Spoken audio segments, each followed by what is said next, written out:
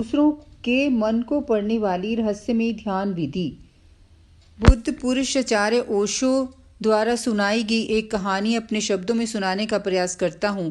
एक सम्राट का बेटा बड़ा हुआ। सम्राट ने अपने बेटे को ध्यान की शिक्षा के लिए एक जापानी गुरु के पास भेजा। जापानी गुरु बड़ा अजीब था। उसके आश्रम के बाहर की तख्ती पर लिखा था, यहाँ तलवार चलानी सिखाई जाती है। लड़का देखकर हैरान हुआ कि मेरे पिता ने मुझे ध्यान सीखने के लिए भेजा है, लेकिन यहाँ तो कुछ और ही चल रहा है। गुरु ने लड़के से कहा, तुम कुछ दिन यहाँ आश्रम में रह लो, जब सही समय आएगा तो मैं तुम्हारी शिक्षा शुरू कर दूंगा।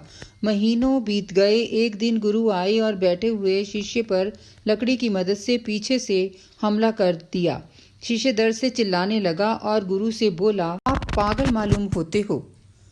मुझे यहाँ शिक्षा के लिए भेजा गया है और आप मुझ पर वार कर रहे हो। गुरु ने कहा, आज से तेरी शिक्षा शुरू। अब तू ध्यान रखना, सजग रहना, किसी भी समय में तुम पर वार कर सकता हूँ। दिन बीतते गए। गुरु दिन भर में उस पर कई बार करता।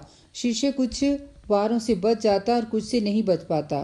3 महीने बाद शिष्य इतना सजग हो गया कि वो गुरु के पैरों की आवाज़ भी दूर से सुन लेता था। उसने सोचा, गुरु ने मुझे इतनी बार मारा है, क्यों ना आज गुरु की परीक्षा ली जाए कि आखिर इनका ध्यान कितना सजग है। शिष्य ने मन में सोचा ही था कि गुरु की आवाज़ आई, रुको रुको, नहीं, ऐसा करने की सोचो भी मत।